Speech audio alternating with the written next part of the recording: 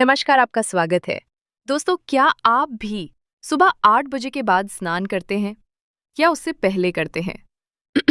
तो आपको भगवान विष्णु ने देवी लक्ष्मी और गरुड़ जी को स्नान करने के विषय में जो रहस्य बताया है, उसे अवश्य ही सुनना चाहिए।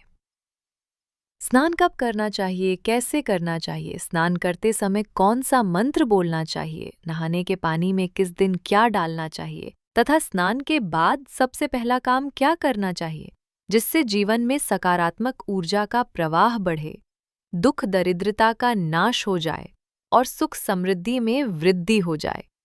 स्नान के सभी शुभ फलों को प्राप्त करने के लिए स्नान की सही विधि क्या है? भगवान विष्णु ने स्नान करने के विषय में बताया है कि स्नान कोई देह को स्वच्छ करने मात्र वाली क्रिया नहीं है। इसके सहस्र लाभ हैं। यदि सही विधि से स्नान किया जाए तो मनुष्य जीवन में कभी रोगी नहीं होगी, कभी दुखी नहीं होगा और कभी दरिद्री नहीं रहेगा। तो चलिए बिना देरी किए आपको बताते हैं भगवान विष्णु ने स्नान के विषय में कौन सा महत्वपूर्ण ज्ञान देवी लक्ष्मी और गरुड़ जी को दिया है। दोस्तों, एक बार क्षीर सागर में शेषनाग की शैया पर भगवान विष्णु और देवी लक्ष्मी विराजमान थे।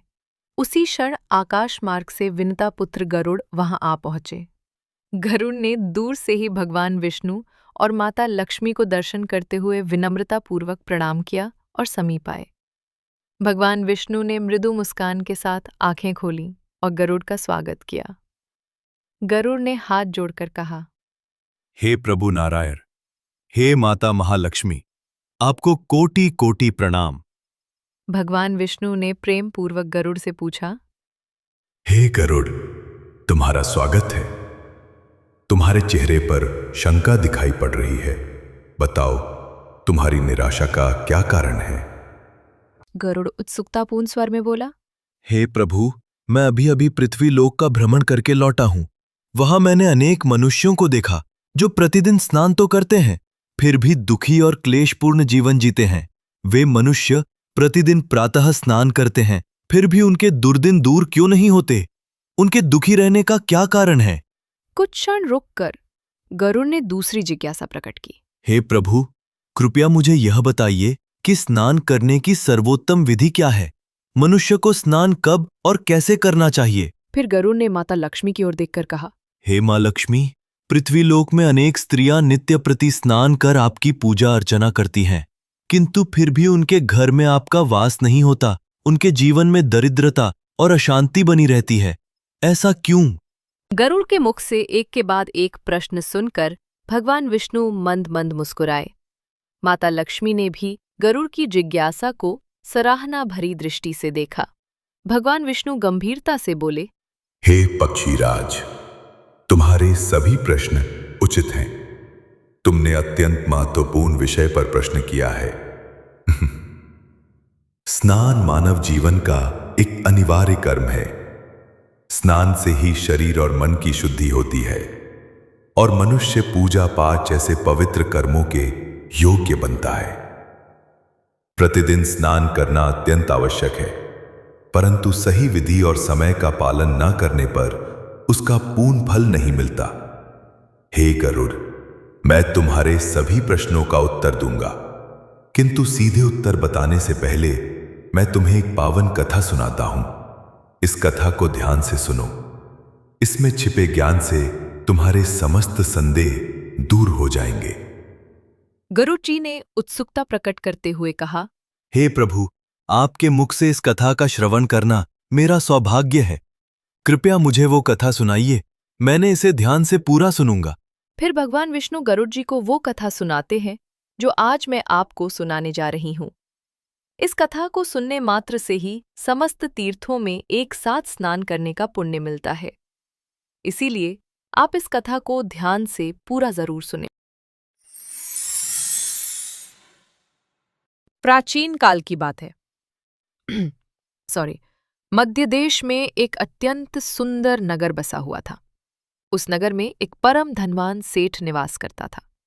उस सेठ के वैभव की चमक दूर दूर तक फैली थी। उसके महल जैसे घर में किसी भौतिक सुख की कमी न थी। ईश्वर की कृपा से उसके यहाँ 3 सुंदर कन्याओं ने जन्म लिया था।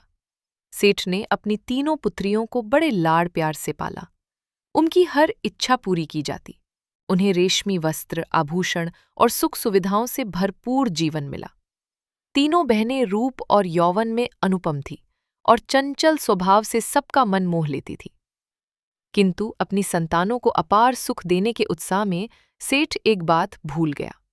उसने अपनी पुत्रियों को धर्म और शास्त्रों का ज्ञान नहीं सिखाया।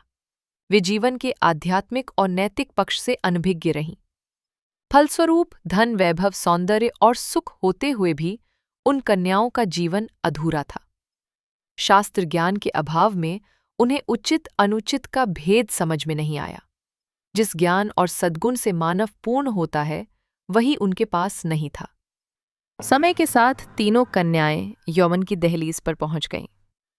सेठ ने अपने कर्तव्य का पालन करते हुए उनका विवाह सुयोग्य वरों से तय कर दिया। तीनों का ब्याह बड़े धूमधाम से नगर के प्रतिष्ठित और धनाढ्य परिवारों में हुआ। शहनाइयों की मंगल ध्वनि के बीच तीनों बहनों की डोली विदा हुई। वे अपने अपने ससुराल के राजमहलों में आदर और प्रेम के साथ ग्रहण की गई। नई दुनिया में कदम रखते ही सास, ससुर और पति ने उनका भव्य स्वागत किया और स्नेहपूर्वक घर की लक्ष्मी कहकर पुकारा। परंतु विलासिता और लापरवाही के चलते उनकी कुछ आदतें बिगड़ चुकी थीं। तीनों बहुएं सुबह देर तक सोई रहती, सूर्योदय को भी ओढ़े पड़े रहती। जब उनकी आँख खुलती तो दिन चढ़ाया होता। वे आलस्य से देर से उठती और प्रातः स्नान में कोताही बरतती। कई बार बिना स्नान किए ही रसोई घर की ओर रुख कर लेती और भोजन ग्रहण कर लेती। पूजा पाठ तो कभी कभार, वो भी बेमन से करती। उनके ससुराल में बड़ी बुजुर्ग महिलाओं ने कई बार उन्हें टोकने का प्रयत्न किया। किसी की सास ने प्यार से समझाया, बेटी, सुबह जल्दी उठकर स्नान कर लिया करो, बिना स्नान कुछ मत खाया करो। पर तीनों बहनों ने अपनी सास की बात को अनसुना कर दिया। उन्होंने मुस्कुराकर बात टाल दी और अपने मनमाने ढर्रे पर चलती रहीं। आलस्य और अनुशासनहीनता उनके स्वभाव में बस चुकी थी। समय बीतने लगा और जल्द ही उन घरों में अशुभ परिवर्तन दिखाई देने लगे। एक के बाद एक व्यापार में घाटे होने लगे। कभी माल की चोरी हो जाती तो कभी बड़ा निवेश डूब जाता। ऋण लेकर भी व्यवसाय संभाले नहीं संभल रहा था। स्थिति यहां तक पहुंची कि उन परिवारों को अपनी जायदाद एक एक कर बेचनी पड़ी। महलों के वैभव को त्याग कर अब वे साधारण झोपड़ी में रहने को विवश हो गए।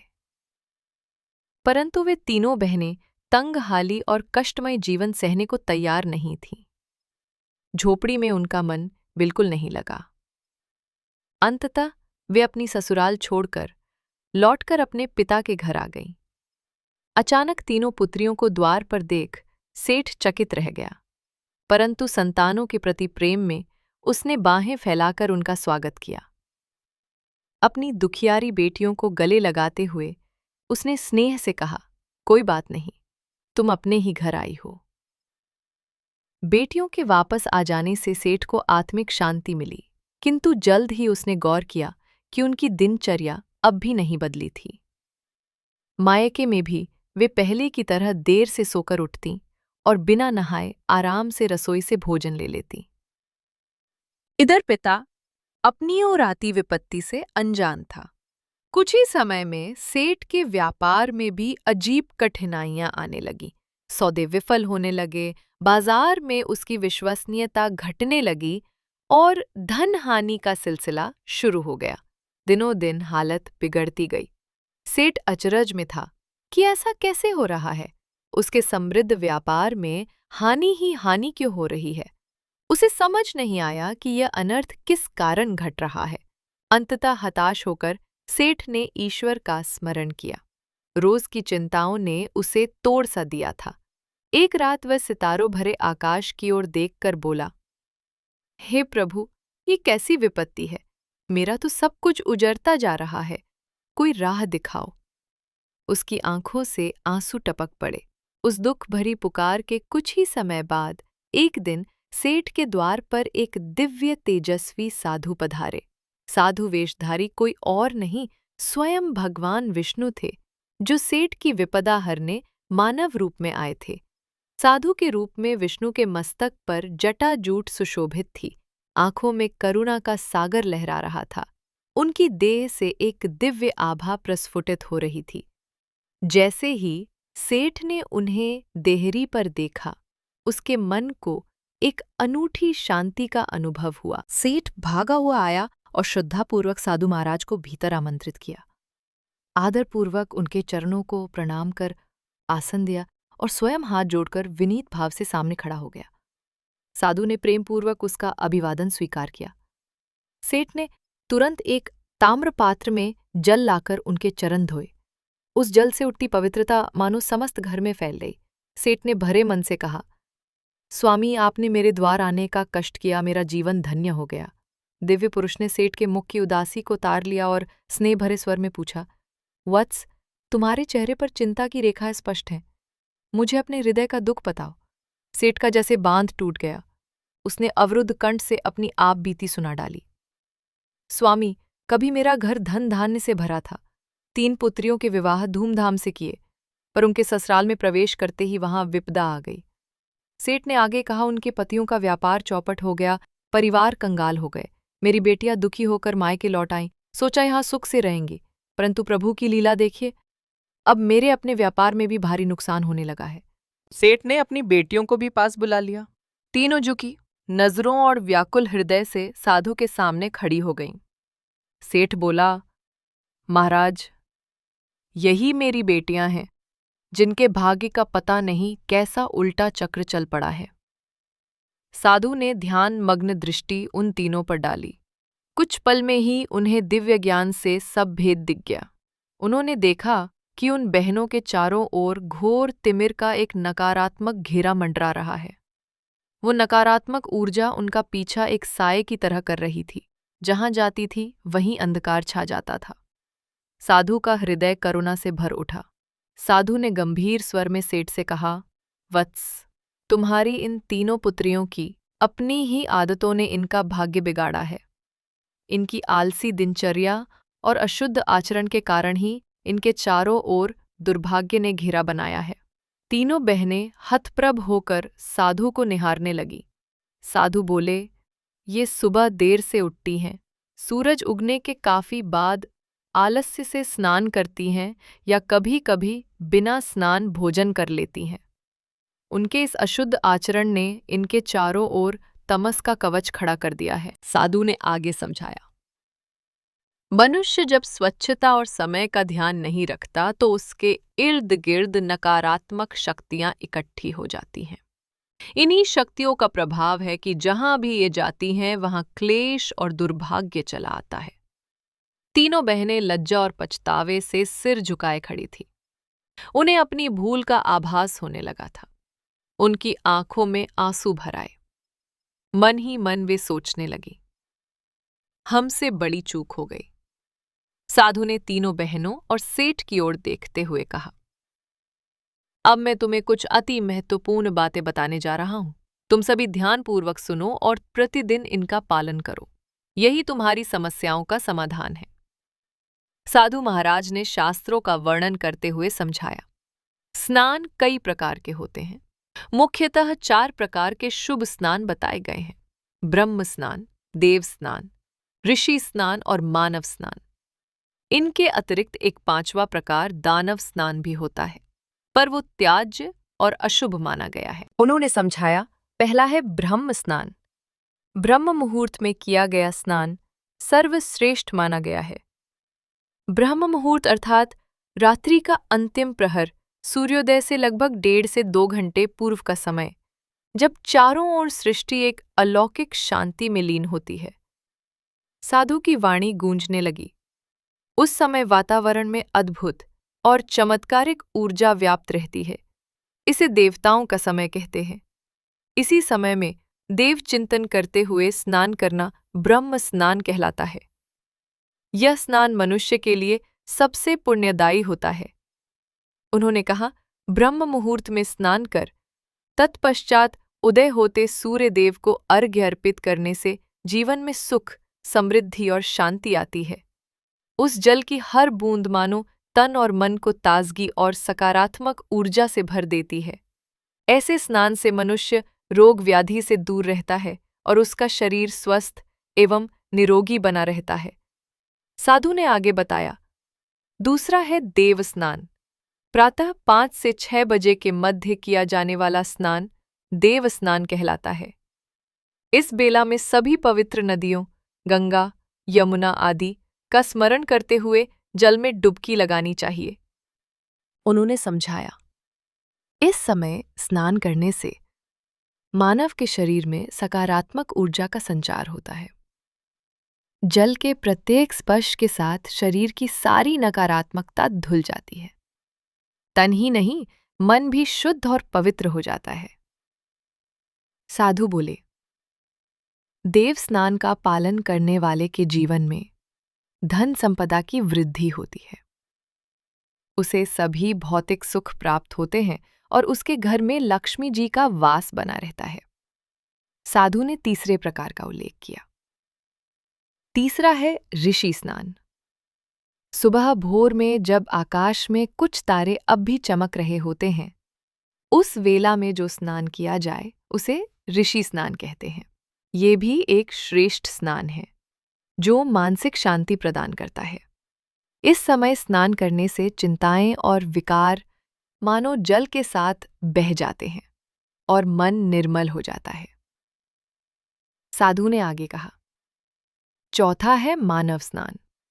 सुबह 6 से 8 बजे के बीच अर्थात सूर्योदय के समय या उसके तुरंत बाद जो स्नान किया जाए उसे मानव स्नान कहा गया है। उन्होंने कहा, ये स्नान भी शुभ फलदायी माना जाता है।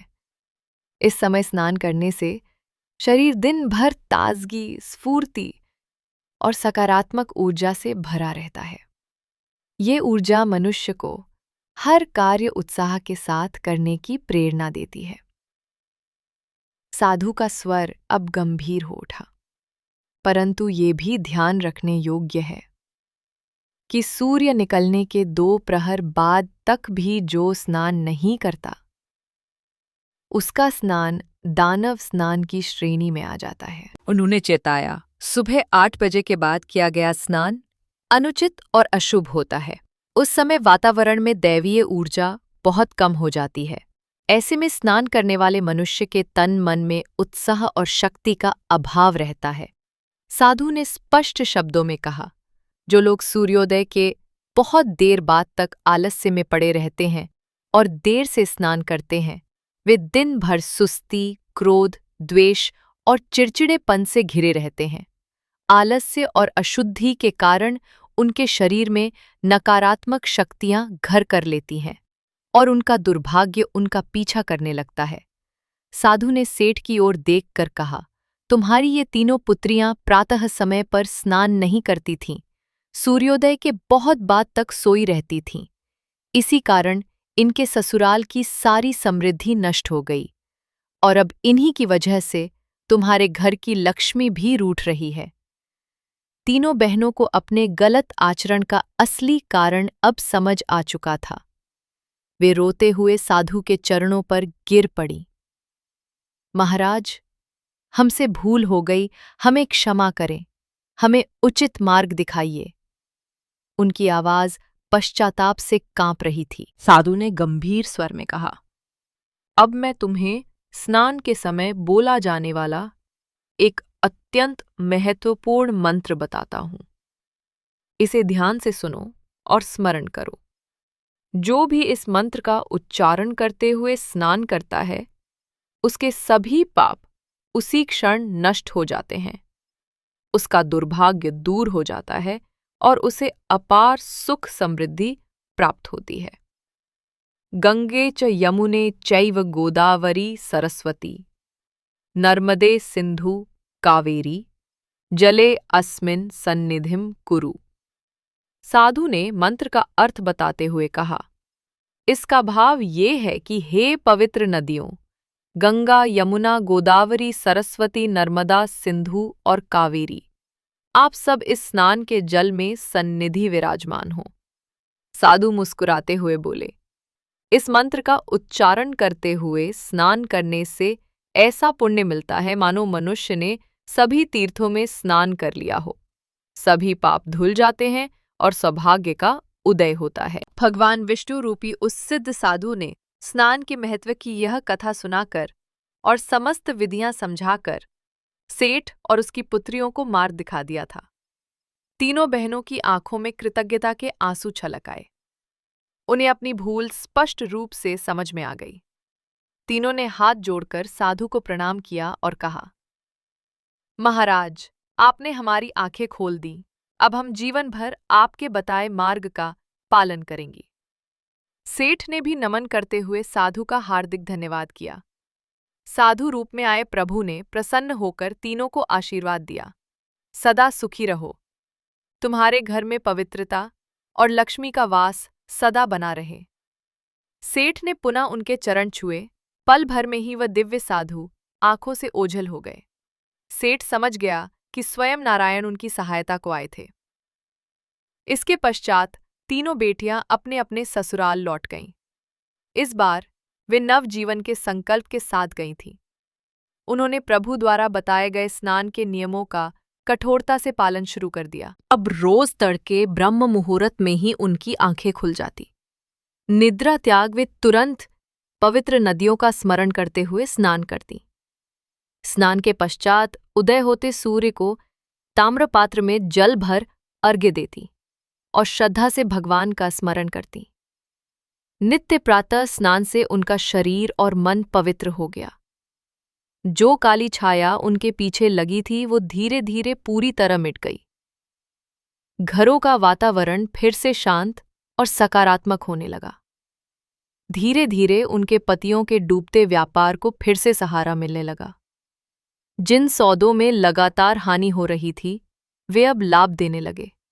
घर में धन की बरकत लौट आई और खोया वैभव पुनः प्राप्त होने लगा। जो झोपड़ियां कभी अंधेरे और उदासी का अड्डा बन गई थीं, वहां अब दीपक की ज्योति फिर से चमक उठी। परिवारों में प्रसन्नता लौट आई। घर के बड़े बुजुर्ग बोले, लगता है घर की लक्ष्मी अब प्रसन्न होकर लौट आई है। भगवान विष्णु ये कथा सुनाकर मौन हुए तो क्षीर सागर में फिर वही शांति छा गई। गरुड़ मंत्रमुग्ध से ये सब सुनते रहे थे। अब उन्हें अपने सभी प्रश्नों का उत्तर मिल चुका था। माता लक्ष्मी ने कोमल स्वर में जोड़ते हुए कहा, जहां आलस्य, गंदगी और अशुद्धि रहती है वहां मेरा वास नहीं हो सकता। जो स्त्रियां नित्य स्नान तो करती हैं, लेकिन यदि समय का पालन नहीं करती या विधि को पूरी तरह नहीं मानती, वहां भी समृद्धि टिकती नहीं है।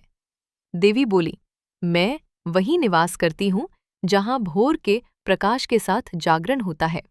स्नान से तन मन पवित्र रखे जाते हैं और सच्ची श्रद्धा से ईश्वर का स्मरण होता है। गरुड़ ने हर्ष भरी विनम्रता के साथ भगवान विष्णु और माता लक्ष्मी को प्रणाम किया। उसने ऊंचे स्वर में जयकार किया, जय श्री हरि विष्णु, जय मां लक्ष्मी। आपकी कृपा से आज मेरा चित्त प्रकाश से भर गया। इसलिए हमें भी आलस्य त्याग कर नित्य प्रति सूर्योदय से पूर्व उठकर स्नान करना चाहिए।